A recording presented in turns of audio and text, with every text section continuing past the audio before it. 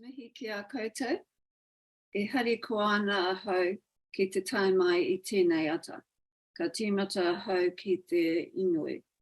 Whakatakata hau ki te uru, whakatakata hau ki te tonga, kia mā kina kina ki uta, kia mā taratara ki tai.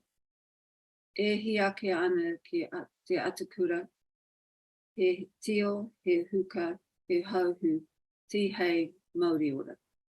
Morena, it's very nice to see you all here. And my co-chair, Makarena, is with me, and she wants just to say a quick word of a hello to everybody.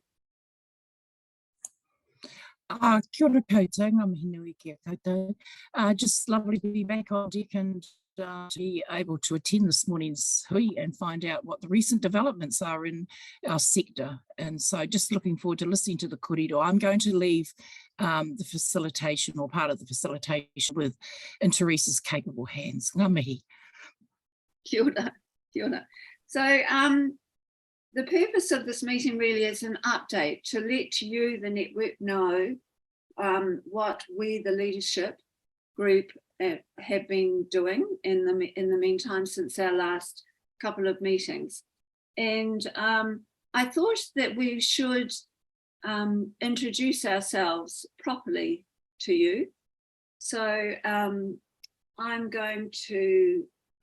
Teresa Wall. I'm the co-chair of the Whakaruru Hau mō te mate Wareware rōpū, and I'm from Te Rarawa and Te Aupōuri from the north, but I have lived most of my time in Wellington, and I'm very pleased to have been given this opportunity to be part of the leadership group and the network.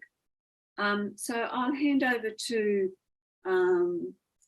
Makarena to introduce herself to you. Kia ora Teresa. I hope my 3 dogs that I have inherited don't make a ruckus in the next couple of minutes. Kia ora anō. So I think most of you might know me, Makarena Dudley. I'm at the Te Rarawa, Te Aupōuri Ngāti Kahu also, and I'm at the University of Auckland.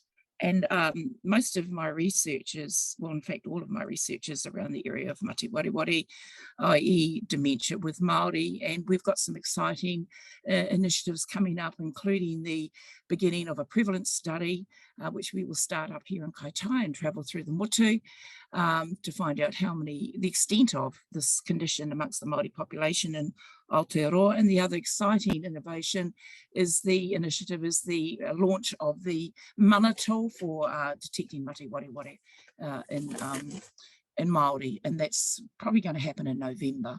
So yeah, exciting. There seems to be a lot going on. There's a real, and I don't know if any of you noticed, I saw the program on Te Ao with Moana on Monday, but we did a little program there on Mati Wareware, and I've been inundated with interest from different rōpū around the motu, different marae actually, and there seems to be a lot more awareness amongst Māori and a great demand for information about, you know, what to do with and how to manage Mati Wareware. So it's good to see that the awareness has been raised, and I'm very happy about that. Alistair.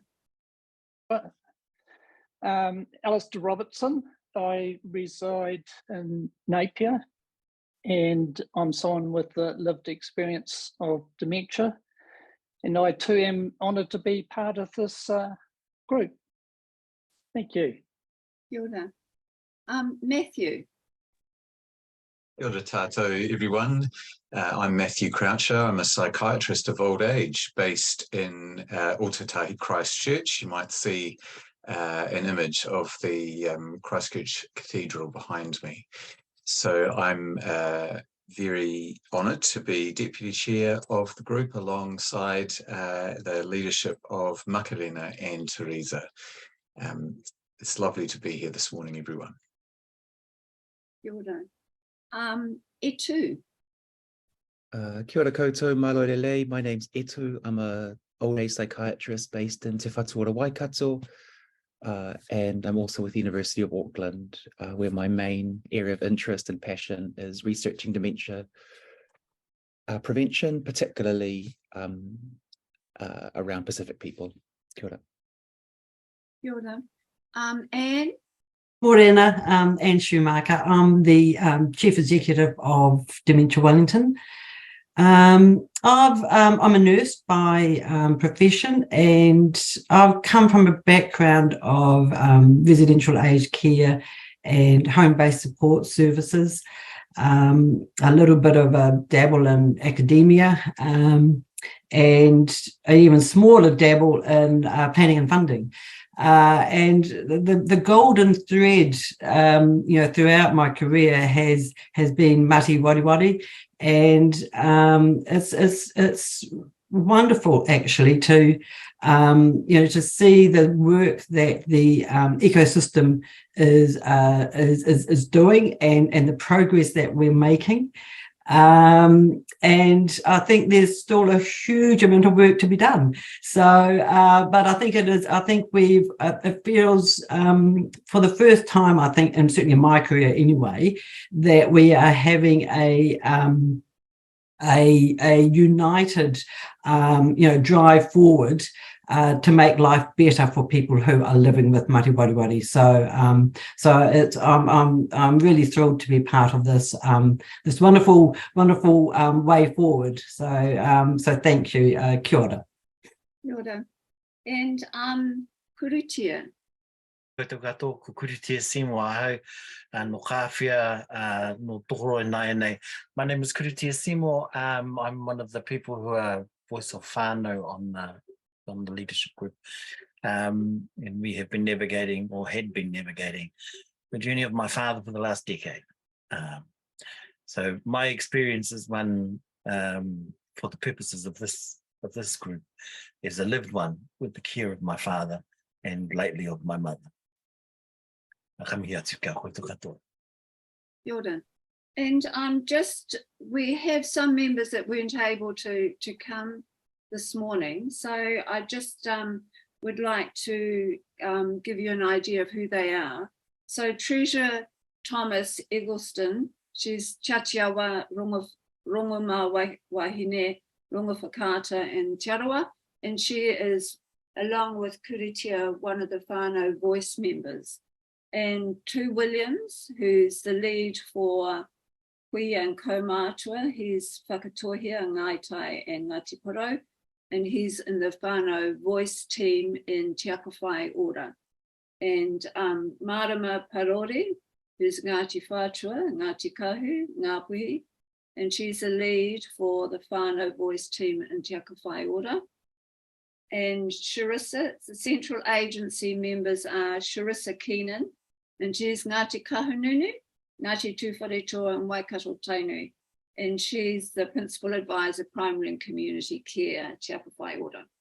And Kate Scott, Clinical Chief Advisor, Office of the Chief Clinical Officer in Manatu Haura. Lindsay Brown, who's the Acting GM, Insights and Evaluation to Whatuora Oral Health Promotion, and Harriet Paonga, who's the Interim Pacific Lead for the Northern Region to Whatuora. So we've got a pretty powerful team, I think, who are very committed to making progress on the Dementia Mati Wariwari Action Plan. And that has definitely been our focus, the leadership group's focus in the last couple of meetings. And I want to, along with my colleagues, want to thank you, the network, for the work and the advice that you have given us. And we have certainly received those recommendations, and at our last meeting endorsed all of the recommendations that you gave us. And what we're planning to do is to write a letter to the Minister Verrill, to update her on what we have been doing, what the leadership group and the network have been doing over the last wee while. So we will tell her about the work that we did, the network, the advice that the network gave us, the leadership group, around how to, what Te Whatuora and Te Akawhai Ora needs to include in the EOI process, the commissioning process. So all of that advice that we gave to those the two agencies were adopted, and they definitely made that part of the commissioning process. We have again taken your advice, and as I've said, we've accepted your recommendations and endorsed those. And the letter to the Minister will indicate what we are planning to do this financial and probably next financial year to implement some of the focus areas in the action plan. But also we're very mindful that those recommendations, many of them, some components of them we can do without requiring any additional resource, but in order to make real traction, they do require significant support, and this is resource and as in financial budget commitments, but also more importantly, I think in the initial stages is support from the agencies. So we're really trying to get the agencies, Te Whatuora and Te Akawhai, and to let the Minister know what we're planning to do. So once again, if you have any questions, I think that Shireen and the team will manage that. So I'll hand over. Oh, kia ora koutou katoa. What we thought we would do to start with is just to give a little bit of a recap about the mahi that we've gone through together to get to the next steps priorities. So back in March, the Dementia Leadership and Advisory Group met together to scope out priority areas for the next steps for the Dementia Māti Wairere Action Plan, recognising that everything in the plan is on the agenda. And they came up with 5 potential areas of priority. Now, 2 of them have their own track. One of them, as Macarena has already highlighted, is the area of prevalence, getting a better idea of just how many people in New Zealand do have dementia Māti Wairere. And Nairi Kirse is going to be updating us on that later in the meeting, and highlighting the importance of post-diagnostic support for whānau and people living with dementia Māti Wairere. And that's bundled up in the $12 million funding that Teresa has talked about. And Julie Palmer will be giving us an update on that later in the meeting. So that gives us 3 priorities that the leadership group identified that they were keen to come to the network to get advice about. And that is supporting timely and accurate diagnosis in primary care, strengthening the workforce, and promoting brain health. So we met together as a network in April, and Dr. Matthew Croucher came along to share the thinking of the leadership group about why they had identified these priorities. And then the network split into our communities of interest and really brainstormed. So coming up with lots of ideas about what we need to know, what's working well, and what might help. And then we met again in May, and our task there was to refine, to narrow down So looking back over all those ideas and in our communities of interest, to choose the one or more key steps that would be concrete, achievable, and have a big impact.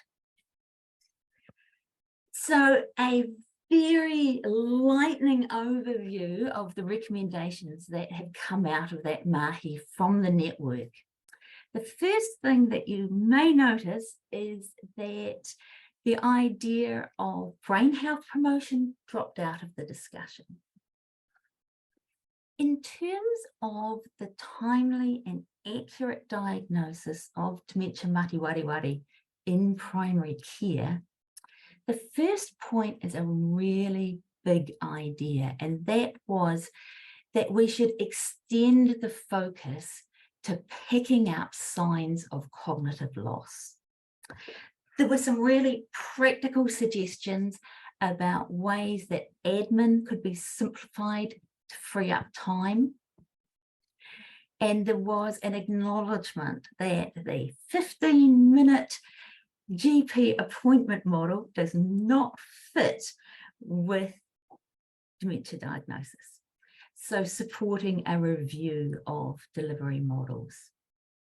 Now, with the workforce, there was a really clear message that we can't exclude whānau from thinking about the workforce.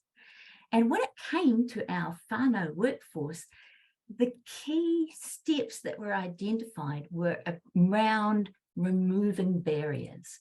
So making it easier to access support, to know what resources are available nationally and locally, and to access education and information.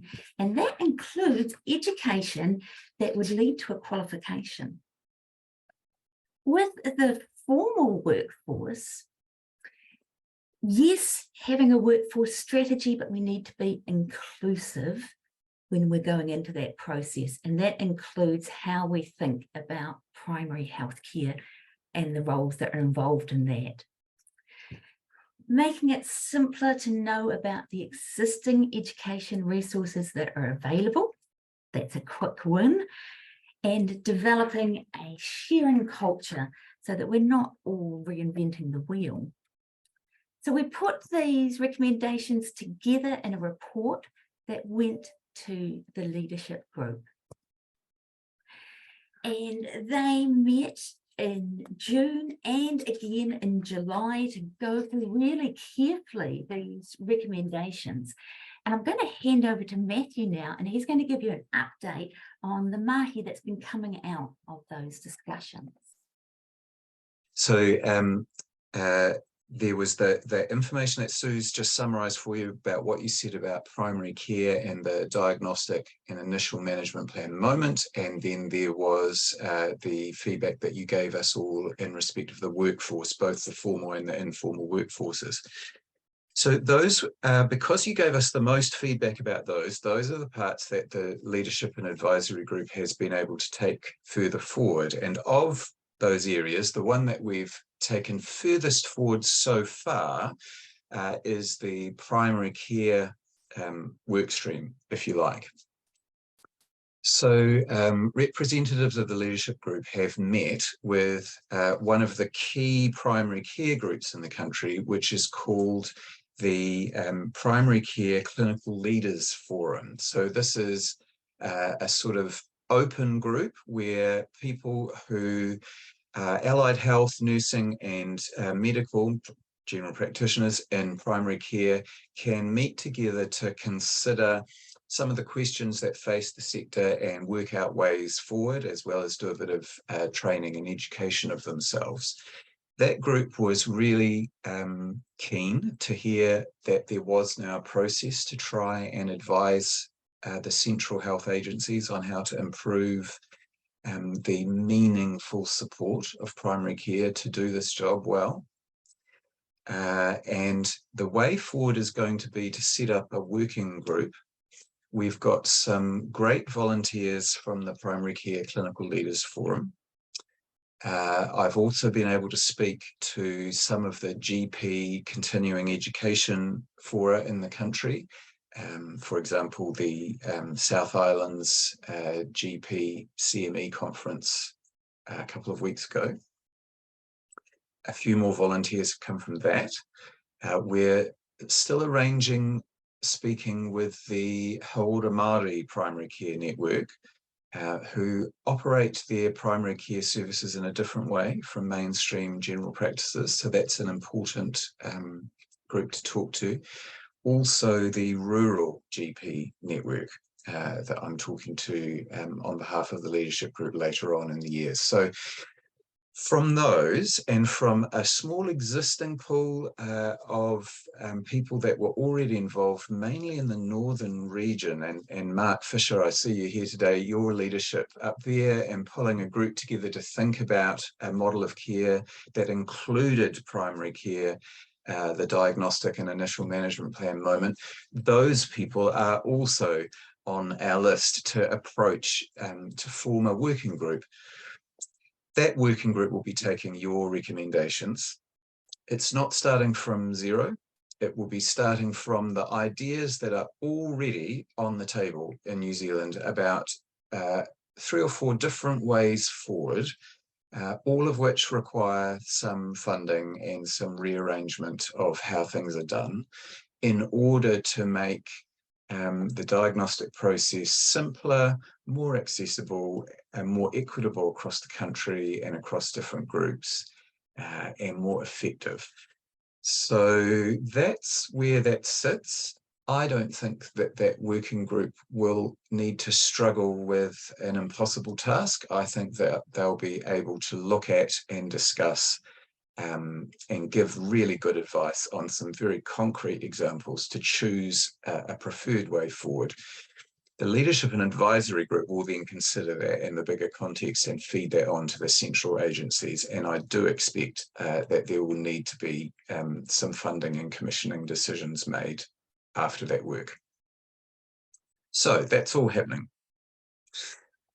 The workforce ones, so thinking about the primary care, the informal and the formal workforces, that's a harder nut to crack. And it would be fair to say that the leadership and advisory group has started the process of meeting the right people. For example, meeting people that are involved with the refresh of the New Zealand carer strategy, which is an important document, strategic document that's undergoing a refresh soon. We have started meeting, for example, with the agencies that are now bundled up into Pukenga, the new New Zealand-wide polytechnic, if you like, to talk about issues like micro-credentialing, which is a new way of being able to help caregivers, both formal and informal, to learn as they go and to emerge from a caregiving experience with qualifications as well as with better knowledge to help their people. So those conversations are not quick and easy. But they're examples of some of the things that are on the go. And of course, as soon as we talk about the family workforce, we're instantly talking about post-diagnostic services and respite as well as key parts of the platform, as a sort of global way of supporting these people. So the step forward that's been taken on the respite part of the action plan's focus recently was, and you'll hear more about this shortly, the announcement of some respite projects where innovative ways of providing respite services are under exploration as part of some budget money from last year. So we'll hear about that in a minute. Now, so that workforce one is sort of a work in progress because it's not yet clear exactly what the best strategy will be to get the most bang from the resources that we have available to us and for any new resources that might be required. So a bit more thought from the Leadership and Advisory Group is still happening around that. Now, You the Network did not give us a particular steer on the brain health priority that we had identified. So we're not shelving that. That remains a priority. We have begun talking with our colleagues, one of whom is on the Dementia Leadership and Advisory Group, Lindsay Brown, in the public health part of Te Whatuora Manatu Hauora, about what is the best way to try and do something from a brain health dementia prevention angle, with an eye both to building on what the two community dementia NGOs, Alzheimer's New Zealand and Dementia New Zealand, have done in terms of public awareness raising, but also with an eye to actual prevention, some kind of prevention health promotion work. So we are thinking about that, even though as a network you chose to focus more on workforce and primary care.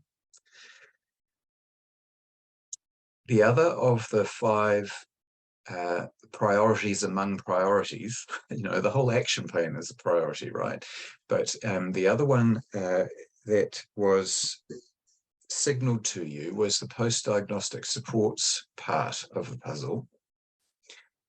And for various reasons, the Leadership and Advisory Group was advised to just put that on hold until the announcements of the Budget 22 money and expressions of interest process was finished. That is now finished. So the Leadership and Advisory Group is able to re-engage with some of the folks that have already been thinking about the post-diagnostic support a nut that needs cracking, and they are Alzheimer's New Zealand and Dementia New Zealand and their affiliates and members. So hopefully we can get on and take that forward and see what we can do to support them with what they're doing on that front, and see what else we might be able to do on that front. So there's just a brief summary of all the little bits of work that are sitting in respect of those 5 priorities, with the largest focused on the primary care and the workforce, but those other things still very much on our radar as well. So that's all I had prepared to share with you at this moment. So thanks very much. Thank you, Sue, and thank you, Matthew. I have, I guess, a comment and also a question. So in respect of the whānau carer priority, with my co-chair of the Carers Alliance hat on, the Carers Alliance is a collaboration of 50 plus NGOs that work in the carer space, and we're the government's partner in the Carers Strategy Action Plan that Matthew mentioned, Mahi. So I was delighted when I saw the report and that whānau carers were identified as a particular priority, and also delighted about the alignment between the priorities that the Carers Alliance has and the priorities that have been identified through this process. So that was great. The one priority that the Carers Alliance has that isn't in the mix at the moment is about protection. So protection for whānau carers in terms of physical and mental health, and also income and financial position. I did want to just note, though, that at the moment government is not working on a refresh of the action plan. It is due, but that was one of the ppolicy pieces of work that the new Prime Minister put on hold when he did his work to decide what was and wasn't going to happen. There is work, however, between the Carers Alliance and the agencies involved in Mahi Araha to work out what is possible in the meantime. So we're very happy to talk to you about that. In fact, we are waiting for some engagement with the health agencies on exactly that. And we're hopeful, of course, that post-election that the refresh of the action plan goes back onto the agenda, but at the moment it is on hold. And the other thing I just wanted to mention about the primary care space, that's where my question came. Wonderful to hear that progress in the working group. I was just interested though in how the interfaces will work on both ends of that spectrum, because between primary care and the community, obviously there's an important interface, and then between primary care and secondary care. So I was just interested about how that was going to operate in the working group context. Thanks, Catherine. So we've got just on the carer strategy, thank you for correcting my terminology there. So we have the representative from the Ministry of Social Development and the representative from Carers New Zealand speaking to us at our next leadership group meeting in 3 weeks' time. So we'll certainly be able to add our weight, if presuming that's the committee's view, to getting a shake on that. So that may add some political weight to that. So that's good. The working group needs to form in order to sort out its membership and its terms of reference. And so we're just not quite there yet, because we feel that we have to have spoken to the rural network and to the Hauora Māori network so that everyone's there from the start. But some of the mistakes that we see, from my perspective, being made in the reforms of the health system at the moment are where the key people, and this is really the key interface people, so not the people you immediately focus on, like you think primary care, well, we should invite all the right people from primary care, and sometimes I'm seeing that these committees are being formed without attention to those interface people. So for example, without having people with lived experience or whānau or community providers, or without having someone from the secondary care system there as well from the beginning.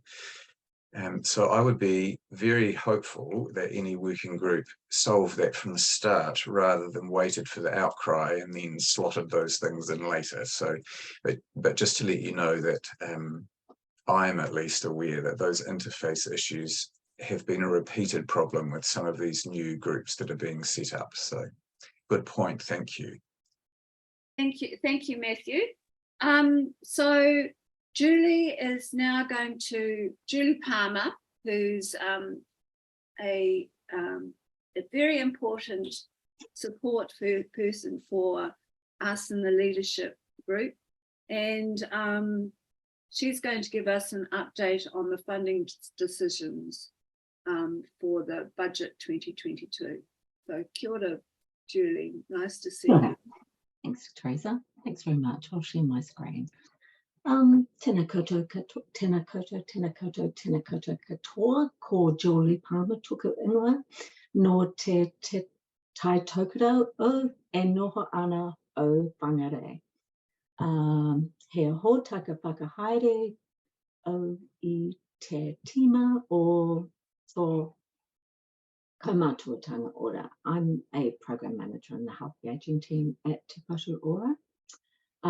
Thank you to the team at New Zealand Dementia Foundation for all the work that they've done to organise this hui, and for providing an opportunity for me to provide an update to you all about the Dementia Mati Wari initiative, the commissioning program that we undertook, and the outcomes from our collaborative work with Te Akawhai Ora, Te Whakaruru Mo Te Mati Wari, the Dementia Leadership and Advisory Group, and the Te Tōhononga Mo Te Mati Wari, the Dementia Mati Wari network. So thank you.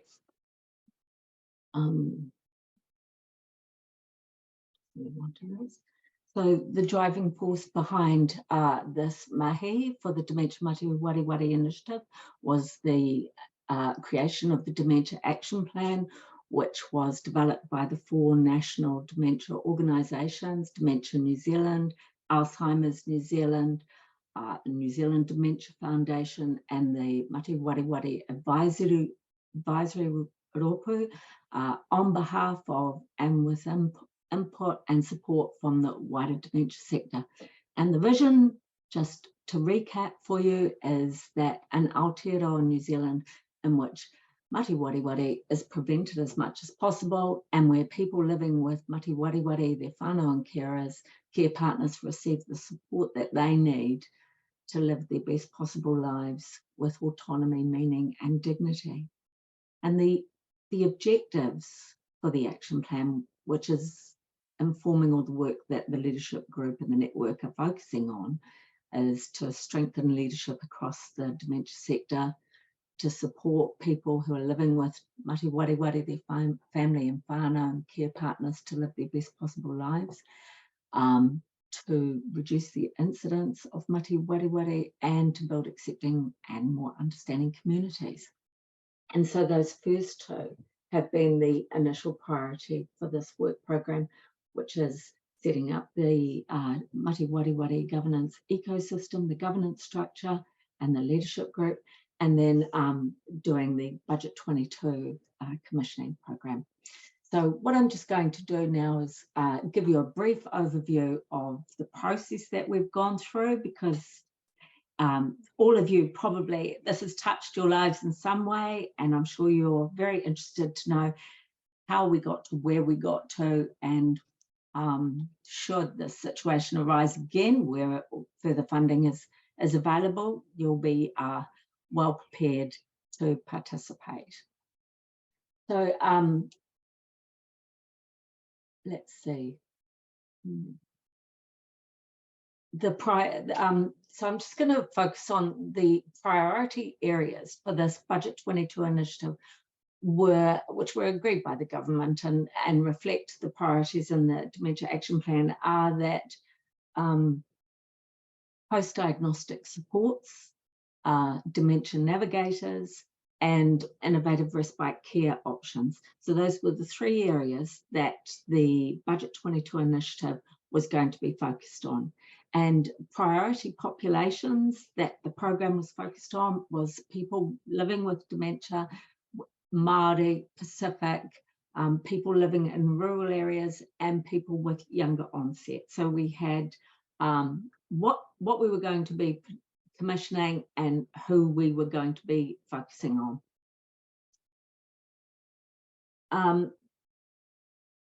I might make it. So a summary, the commissioning process was developed, agreed, and undertaken in partnership with Te Aka Whaiora.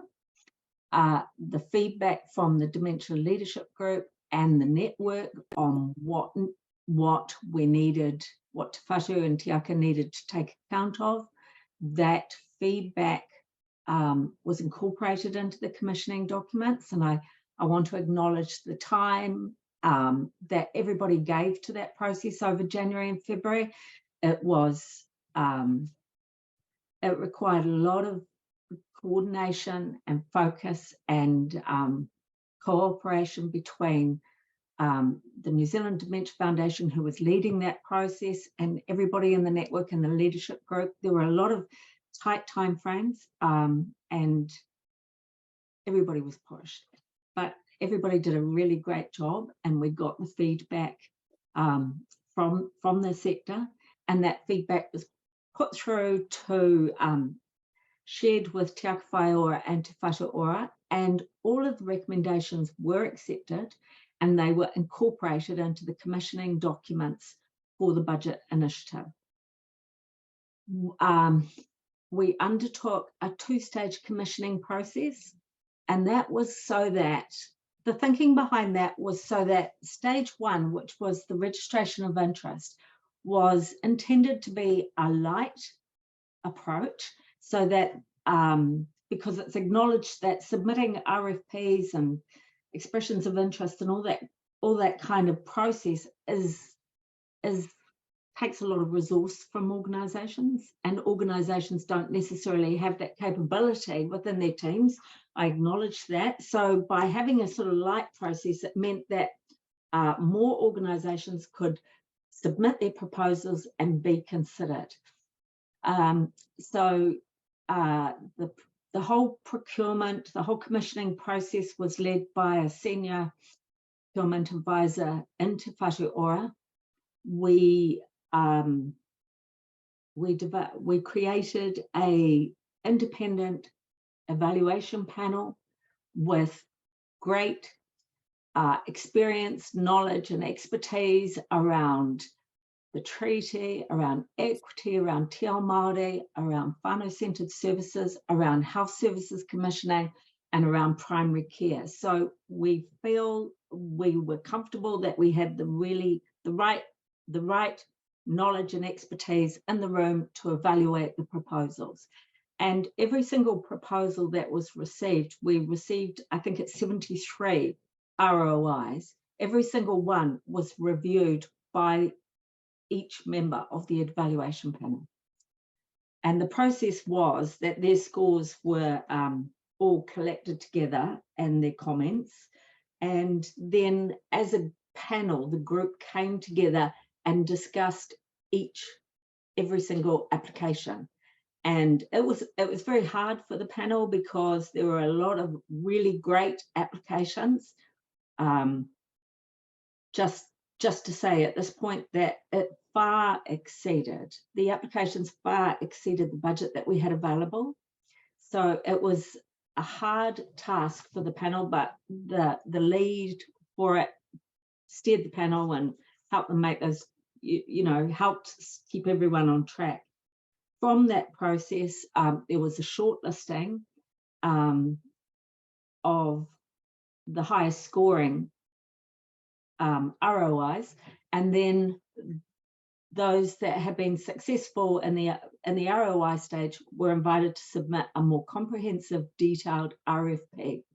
And from that process, it was a similar evaluation process. The evaluation panel individually reviewed, scored each RFP, and then they came together as a group and discussed each proposal, and then made decisions and made recommendations of the proposals that they thought should be funded. And those recommendations then went to Te Whatu Ora and Te Akawhai Ora directors of commissioning with the recommendations and the rationale for the recommendations, and those recommendations were endorsed. And it was from that we now have 7 trials funded. 5 of them are for post-diagnostic supports and navigation services, and 2 of them are for respite care. So I just want to reiterate that there was a really great and strong response from the sector. People put in a huge amount of work and thought into this. And if the panel could have, they certainly would have liked to have approved more. And we did request more funding, but at this point in time, we're advised that the additional funding isn't available. For some, we actually said, if additional funding is made available, we will come back to you. At this point in time, we haven't been able to do that. But yeah, I can't really say any more than that at this point in time. What a Julie, thank you. Oh, you're going to go through Yeah, I'll just for people who don't know, just to say that for the 5 post-diagnostic supports, I'll just very briefly say that we have 1 in Northland, Te Hauora o Ngāpuhi. We have 1 in Auckland, which is the Aotearoa Tongan Health Workers Association, and we have Maka, the CEO from the Tongan Health Workers Association, online today, and he's going to talk a little bit about this. We have the Manaki Ora Trust, which is across the Rotorua district, Te Puna Ora o Matatua Charitable Trust in the Eastern Bay of Plenty. And Dementia Canterbury is collaborating with Purupura Whetū Trust in the Canterbury region. So those are the 5 trials. I'm very happy to share these slides with you.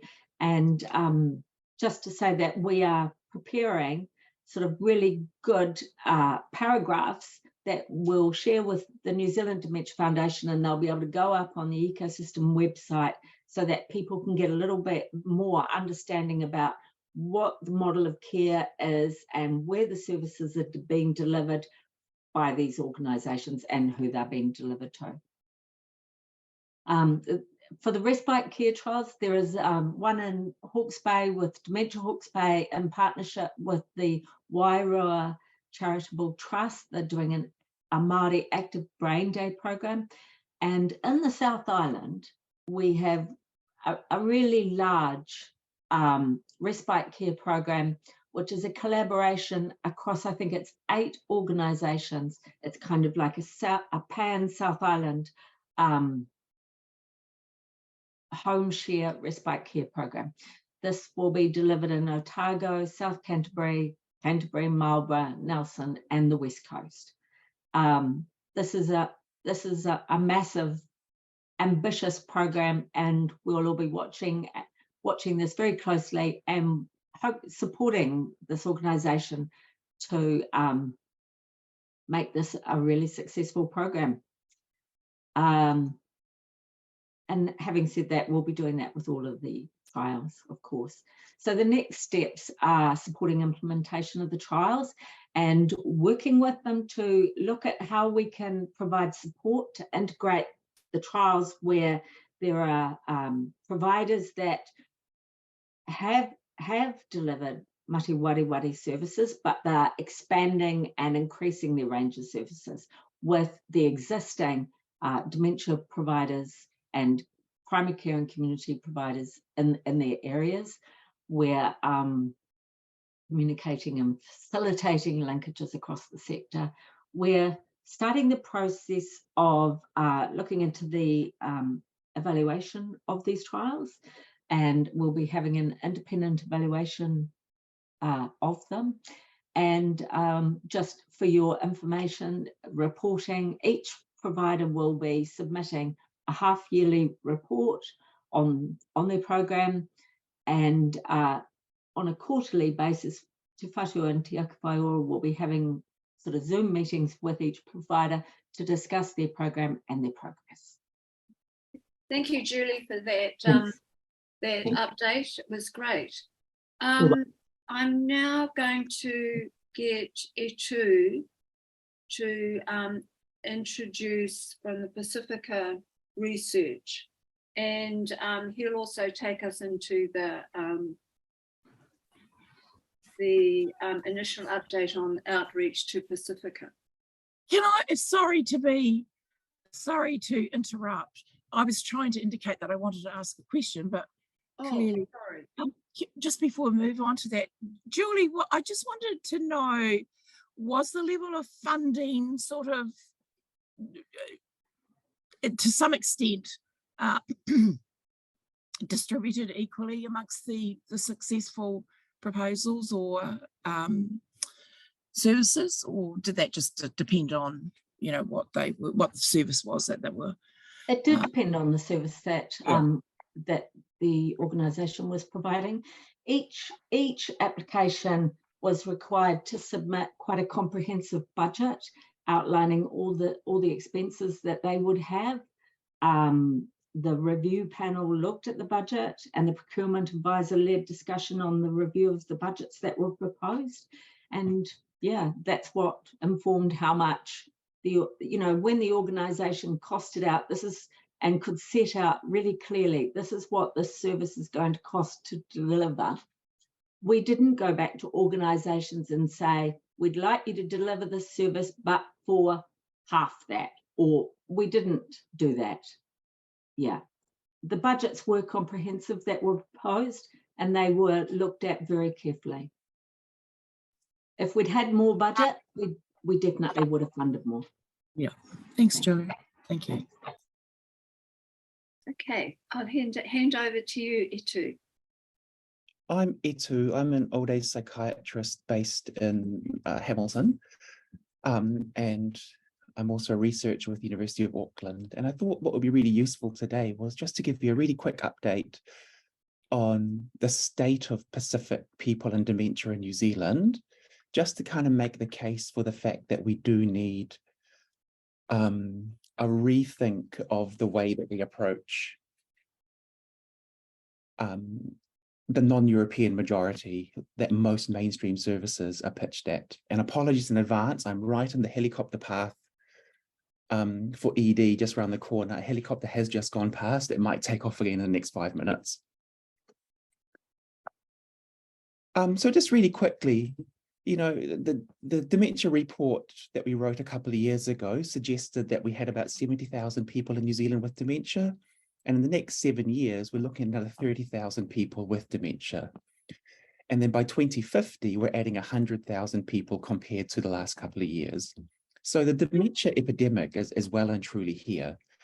And the reason I want to highlight that is because the non-European populations, particularly Pacific, Māori, and Asian, are growing at a much faster rate compared to Europeans. We're a much younger population to start with, and that means that we're aging much, much quicker. So in the next kind of 15 years, the proportion of people with dementia in New Zealand who are not European and therefore not particularly well served by the current services as they stand, for a whole variety of reasons, are going to make up an increasing proportion. So it really highlights the need for us to start thinking closely about how we design services, how we think about post-diagnostic supports and the whole dementia journey, so that we can better serve our rather unique, multicultural population in New Zealand. This is what it looks like for Pacific people. So in 2020, we estimated just under 2,000 people with dementia. That's climbing to about 5,500 in the next 15 years. So almost tripling. And if you think about the cost per person with dementia, which has been estimated at somewhere between $35,000 and $50,000 per person, you're looking at an extra $50, $70 million of economic cost to the health system, and to families and carers just in Pacific populations. And that's even bigger if you look at dementia as a whole. One of the ways that we need to conceptualize dementia, I think, is to think about the entire diagnostic journey, right from people developing symptoms and the risk of developing dementia in the first place, through to their awareness that the symptoms they're experiencing are somehow pathological or not normal and would definitely benefit from some sort of assessment, that the people who get assessed receive the appropriate treatment, and most importantly, that the treatments that are on offer are actually effective and tailored toward the unique needs of our population. The Lancet Commission kind of breaks it up into 3 nice broad categories of thinking about risk reduction and dementia prevention, thinking about the diagnostic process, and then how do we provide that care at the end. And the reason I really wanted to highlight this particular aspect is because when we think about it for Pacific people, I think we are failing at every step of the way. And I know dementia services in New Zealand, are generally under-resourced, and we are not providing what we would like to provide, that we're not providing the evidence-based care and interventions that we know would provide the most benefit for our people with dementia and their families and carers. But there's even more an inequity when we look at Pacific and Māori populations, and at every step of the way, we seem to lose people, and therefore they just don't make it to the next step.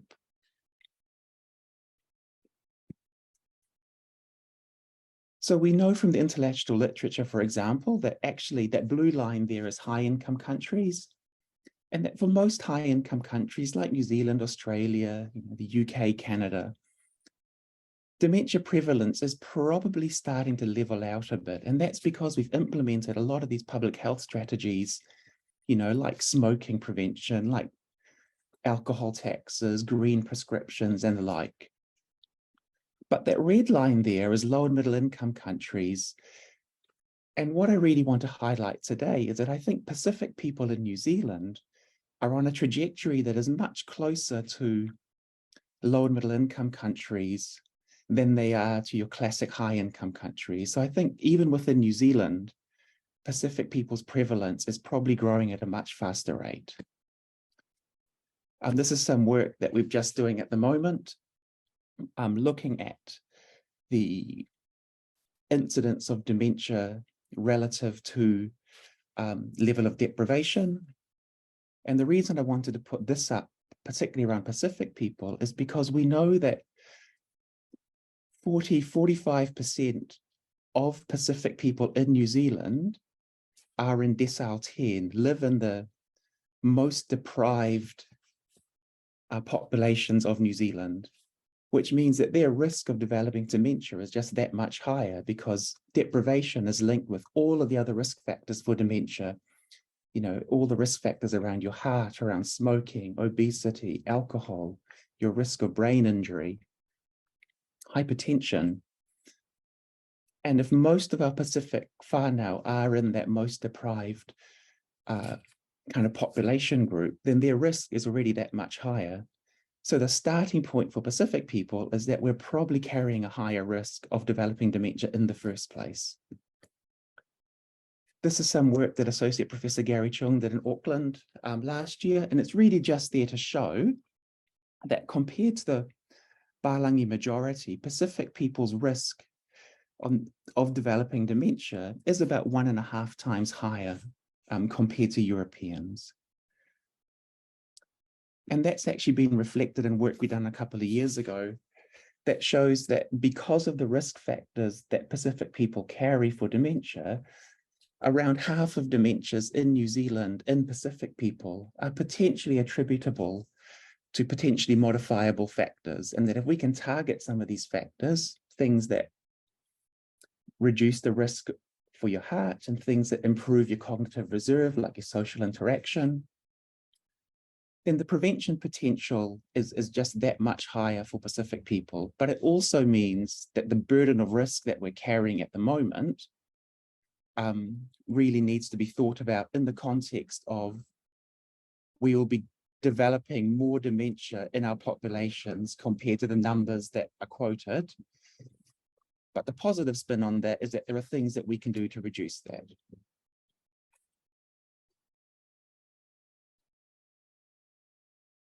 One of the things that came out of the Pacific meeting that we had about a week ago that some Pacific providers attended was that, I'm really sorry, there's a helicopter going past. But one of the things that came out was that while we talk about post-diagnostic supports and focusing on how to help people once they have a diagnosis of dementia, what we know is that we're just not getting Pacific people through the door to get a diagnosis in the first place. So this is some work that was done a couple of years ago by Associate Professor Sarah Cullum and her colleagues. And effectively, it shows two things. On the left there, it shows that when Pacific people get a diagnosis of dementia, they tend to be 5-6 years younger compared to Europeans. But more worryingly, on the right there, almost half of Pacific people, when they get their diagnosis, are already at that moderate to severe stage of dementia.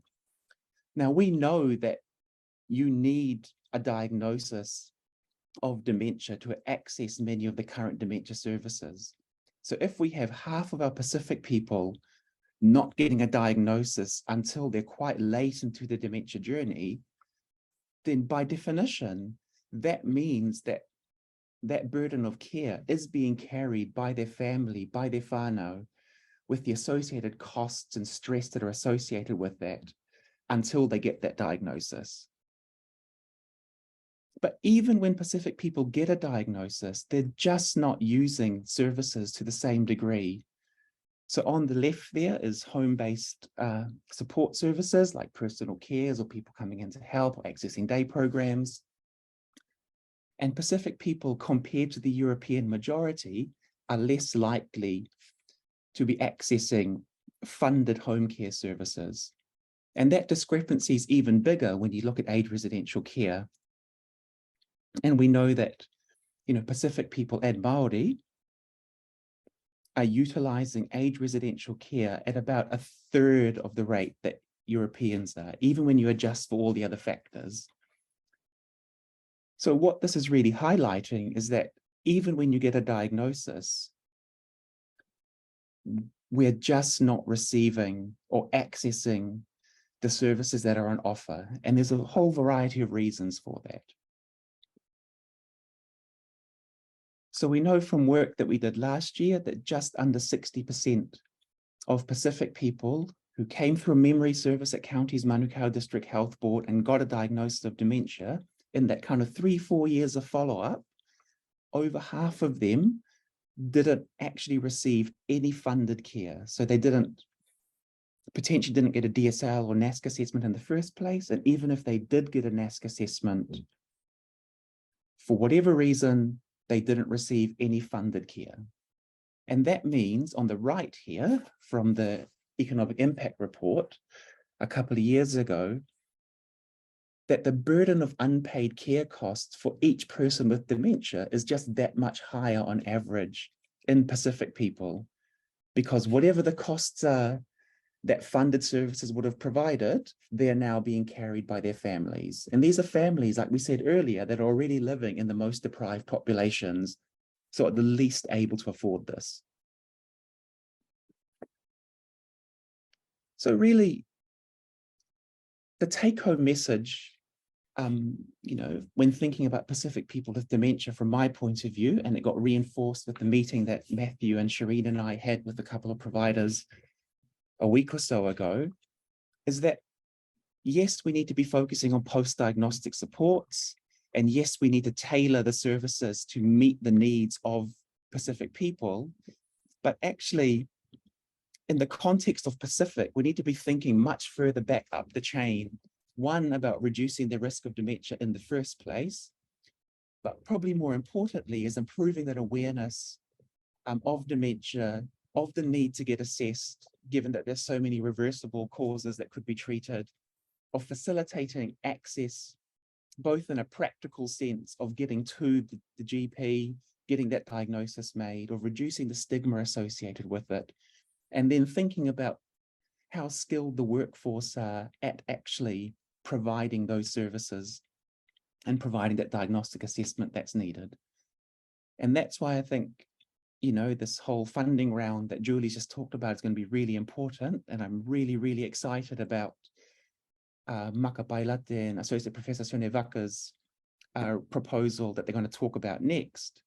Looking at how can we think about dementia care services for Pacific people along the entire diagnostic and dementia journey, and what can they do in a Pacific way that will improve uptake of diagnostic and assessment services and therefore uptake down the line. Thank you. Thank you, Itu. So I'm going to, I think, Itu, you're giving us an initial update on the outreach to Pacifica, and then could you introduce Maka Pailate and the group who are going to come and talk to us about Tongan Health Workers Association? I can indeed. So it's, really great that we've got Maka Pailate here, who's the CEO of Akiuhu, the Aotearoa Tonga Health Workers Association. I believe Sione Waka's here as well, who's the clinical lead for their project. So really excited to introduce Maka. Maka is one of the successful proposals that got accepted by Te Whatu Ora. And what he's going to talk about today is just the project proposal that they put in and how they want to go about, addressing that dementia journey and addressing the inequities at every step of the way. Kia ora. Malo lelei everyone. Kore pe ke hu whanga he ngai whatapu ko tōpe. Ka tā mo au ke u whahako ata programa ko ini. Mo kaunga ngā oe. Associate Professor toke tā Sione Waka. Greetings everyone. My name is Maka Pailate, as introduced by Dr. Judy Ma'o. I am actually the CE for the Aotearoa Tongan Health Workers Association. We trade under the name Ākiheuho. Ākiheuho is actually a name of one of the navigating Tapahau canoe by the old Imperial Tonga way back in the centuries. We use that to call our services as our workers are navigators, by the way. So it's my privilege to introduce to you Dr. and Associate Professor Dr. Sione Waka to start our slide from the cultural aspects and how we come up with the model, the Aurora model. And then I will have one slide after just to tell you the services that we are going to deliver. Everyone, please welcome Dr. Sione Waka.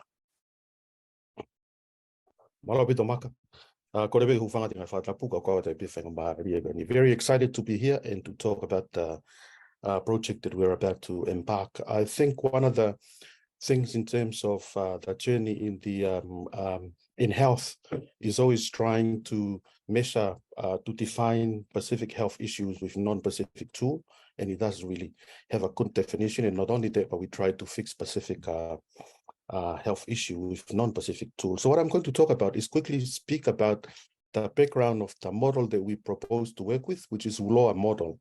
This started off with a work that I've done a few years ago in looking at the constructions of mental distress amongst Tongan populations. So what we found is Tongan people define mental distress in three different ways. There's Tongan constructions, which associates with possessed by the spirits, breaking cultural norms and values, disrupting those social and spiritual relationships. So the Tongan construction is there, and the other constructions about biopsychosocial constructions, much more aligned with the medical way of looking at things around chemical imbalances, stress and stuff as well. And also the other one is the intersection between the two constructions. So, and this was largely influenced by migration from people from Tonga to New Zealand, outcome of services, and also how the services were providing. And in terms of that, people tend to change their constructions of mental distress. And from the diagram below, it identifies a Tongan house, which the Tongan construction, and a bit of another house, the biopsychosocial construction. And our youth align much more with the biopsychosocial. Our men and community leaders align more with the Tongan construction. Our women and our families were in the middle, in the intersection. So after this study, it sat there, and our people were saying, so what are you going to do about it? So if you go to the next slide, Maka. So I took this finding back to our Tongan community and said, in terms of how we look at mental distress is quite, it's diverse. Our young people define mental distress differently from our community leaders, our Tongan and our women and stuff. So our Tongan community proposed Uloa, which is a communal way of fishing that we do in Tonga, where everybody in the village is part of the fishing. So particular community, men, women, young people, senior, different kind of people, they have a role. And the idea of this kind of fishing is on the day of the fishing, everybody goes down to the water with their coconut leaves, and they all hold hands together and they move alongside in terms of this movement towards a collection basket where they collect all the fish there at the end of the day. And the way they move, they need to communicate again with each other to know how they move. They need to move in a symmetrical manner to move to this collection basket at the end, around there. And with that, the other side will have to consider if there's weakness on the other one, put more resources there. And also the idea about connection to make sure that their coconut leaves connect quite together. So there's a lot of communication in terms of this movement to make sure that they come together symmetrical. If it's not, then it may not be a successful way of fishing. And the thing with this one, it captures some of our Tongan ways of thinking, worldviews, and practices as well. So this is just an example, just to tell that the sometimes the differences in terms of how Pacific look at things are different to non-Pacific. I've only to pick two stuff to demonstrate that: the linear versus secular and the individual versus collective. Our Pacific people tend to be aligned more with secular and collective, and linear individual is not very Pacific, but that's how our health system are structured in most ways. So if you look at the diagram that you see, just focus on point A to point B. Sometimes the individual journey is in linear, is very straight. Like an example that I usually say, if you talk to at the hospital, you go, introduce yourself. My name is Sione. I'm here to look after you. Take your blood pressure. Very linear, very individual. For a Pacific person, it doesn't work like that. It goes around from point A to point B. When you say, I'm Sione, I'm here to take your injection, they said, well, are you Tongan or Samoan? What's your last name? Waka. Which Waka are you from? Are you from the east or west? So the journey goes in that stuff there, and that it reflects the relationships and those stuff around there. So Uloa capture some of these worldviews of how Pacific people talk, how relationship is quite important. If you see point P, sometimes in a Pacific worldview, destination is important, but relationship is far more important. If you get to your destination and you lose your relationships around there, then sometimes it's not really a good journey in terms of that one. Anyway, that's just a quick stuff on how the worldviews are captured in Uloa. So in terms of the research in Uloa, we look at in Auckland at the moment. I'm looking at it in Fiji, Niue, and Tonga as well. But it involves a whole lot of rich Pacific concepts. Uloa does not only, in Fiji, they call it Yavirau, Hawaii, they call it Hukilau, Samoa, they call it Lauloa. So it's a pretty Pacific way of fishing. But these are some of the concepts. Na panga marie e ngawe whakataha, it means like working together in this fishing. And when the panga malie is like when the two end of the coconut leaves come together at the end of the day, it's a very successful way of fishing. So the other people that are quite important here is the tautai, who's the main fisherman or the fisher for the day, who calls out, make the decisions and all those stuff as well. So it found the Uloa has been pretty have good outcomes in terms of working with Pacific people with mental illness. And then the next one, Maka, please. So we bring Uloa to our dementia project, since it's provided that it's good working with our people. And with dementia, it's one that we have been struggling with finding the right Tongan term to define dementia. Acknowledge our renowned doctor in Tonga, Dr. Mapapuloka, have all come up with terms like hoholo kovi, hoholo tamaki. It has all these different terms that we've sort of tried to explain dementia.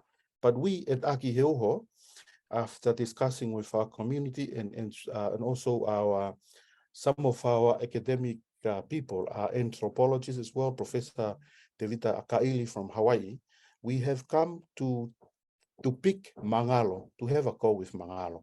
Mangalo is about something which is about almost to disappear. It's like a boat sort of sailing in the distance and going to disappear away. So nearly out of sight, out of memory. So in this project, we want to bring Mangalo and explore that as dementia in our in our project, and also using the concepts of Uloa working together around working with our people as well. The next one, please, Maka. And this is how we sort of wanting to lay it out around here. If you see the red arrow, that's pointing to the collection basket of where the tuki, when we go out fishing, and the two green arrow on the side reflect the two sides of the coconut leaves in terms of how the uloa pulled together there. So we're planning to have community campaigns and workshop, and then we check on the other side that will improve awareness and health literacy. I think one of the things as well is we want to incorporate as much as we can those specific concepts and values, because our people, when they see these concepts and values, they align much more with the service there. We have resource guide to make sure they access assessment, support them through the diagnosis, as Dr. Ma'u has spoke to, so that we could get them diagnosed. And with that, we make sure that everybody come towards the end where we all meet at the collection basket, and ensuring that the two arms come together around there. I think, yeah, I might stop there before I confuse everyone here, but give it to Maka to finish it off. Malobit.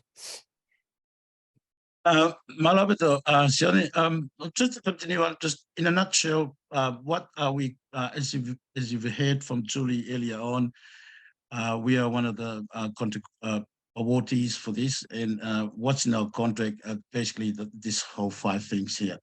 We are supposed to deliver all these 5 services: post-diagnostic supports. We will have a navigator service, which we will call it Maangalo, as you've heard the definition of Maangalo. We will run workshops and activities. We have 11 already sorted out, but depending on how we go, we might run more workshops than the 11, but we already have the 11th sorted out. The awareness program, actually before the RFP came out, we started the awareness program at the beginning of the year with our community via the Radio Pacific Media Network. Once a week, we call in all the experts, including Dr. Vata, some of the Tongan doctors in the mental health. Dr. Tony Kautoke is also a psychiatrist, to speak on the radio where people can ring up and ask questions. So that awareness program will continue right through this journey. And in the number 5, we will begin with the funding. We should be able to start training the family carers and the caregivers in their home. And last but not least, we do want to take this opportunity to thank Te Whatuora and everybody that is involved for giving us this opportunity to roll out this pilot project within the Tongan community, to make sure the concept works, and then from there we'll roll it out to the rest of the Pacific community. Malo apito, that's it from us today. I have to say, just wow, so exciting. Does anyone have a question for either group of our speakers there? So, Elizabeth, would you like to ask your question? Yeah, this is so exciting, this Tongan project. But I'm wondering, because of the links between Tongan people here and Tonga itself, project also bring in family members who are actually living in Tonga? Yeah, I think majority of the staff that we are all that's on board at the moment, they speak fluent Tongan, and that's also in the strategy to bring in clinicians that are actually working at home. We're looking at going over there and for them coming over here, because they have already established there a dementia service, so that we can learn from each other. Dr. Vaka is actually zooming in from Tonga at the moment. He's over there on the conference, so yeah, we work very closely with them, with Tonga. Thanks so much. Thank you, Maka and Sione, for your presentation, and congratulations on a successful bid. I'm just going to share with you now a very brief thing, because some of you that have been watching various announcements may have heard of the Dementia National Clinical Network that might be announced. And I just want to set it in context for you very briefly. So in the beginning, the spirit of the Minister of Health moved over the formless waters of the previous DHB health system. And the Minister declared that there shall be a Dementia Network and a Leadership and Advisory Group, by which stage Te Whatuora and Taka Whaiora were launched as part of the health reforms, and they made it so. And so here we are. So in a way, we were first cab off the rank. But in the meantime, we have to think, and the new health structures had to think about whatever changes are put into place at national level, how will that be decided, and how will they reach the shop floor where we're all working? So really early on, the combined Whatuora Taka Whaiora said, well, there's going to be a sort of community services part. We'll call that the commissioning arm of our services. But there's also going to be the hospital and specialist services arm. That's the hospitals and everything that happens out of them. So right from the beginning, particularly in Te Whatuora, there's been a split between these two. And as you might imagine, 90% plus of the budget sits with hospital and health services, because that's where we've been spending most of our money up till now. And the commissioning arm holds the smaller part of a health service dollar. Now, those two bits have just recently started to announce how new initiatives will be decided. So the hospital and specialist services bit of the new system has said we will set up national clinical networks to advise us on where we can spend our money differently and where we can do things differently. And the first national clinical networks that have been launched were ones that already more or less existed in the old system. For example, there was a stroke national network, and the stroke new national clinical network has therefore been a no-brainer. This is called tranche 1 of the national clinical networks, things that pretty much were already going. Tranche 2 is a whole bunch of ones that weren't previously running but need to be. And those of you that have been eagle-eyed might have noticed in tranche 3, there's a dementia clinical network. I'll talk about that in a minute. Now, on the community services side, the commissioning side, there will be things called national strategic networks, and they may not be quite so small as, for example, stroke. They may be bigger, for example, health of older people, national strategic networks, but their details have not yet been announced. What is known is that the 4 regions, 3 in the North Island and 1 covering the South Island, will need some kind of service networks for some of these work streams, but not all of them. And that underneath those, the different localities, which are smaller and more finely grained than the previous DHBs, that they may need some service networks as well to make sure that what's decided nationally actually happens locally. Now, where do we fit into all of this? Well, we are not really a national clinical network, neither are we what is likely to be a national strategic network. We have features of both. So what is going to happen is that we are reaching out to the national clinical network structures in hospital and specialist services to point out where we sit in this new system. And the fact that a dementia clinical network has been announced as a tranche 3 idea coming up maybe next year, the year after, from the hospital and specialist services side, that is simply a placeholder in their agenda to talk with us about how we can work together to get the best outcomes for our people. So if any of you have been watching announcements from Te Whatuora and noticed that, don't be alarmed that the wheel is being reinvented yet again. We'll all fit together, but we're just at an early stage of working how you and the leadership group, which were set up prior to this new structure being announced, how we will fit in a good way with the whole structure. So a very brief, very boring little look at some of the organisation, but I know some of you had questions, so I was glad to be able to give you that update. Thanks. Right, thank you, Matthew. So, and you'll keep the network updated as to where things are going for the in the future. And certainly the leadership group is keen to make sure that we're connected in there. So just to say that the next meeting will be on the 12th of October on the topic of end-of-life care.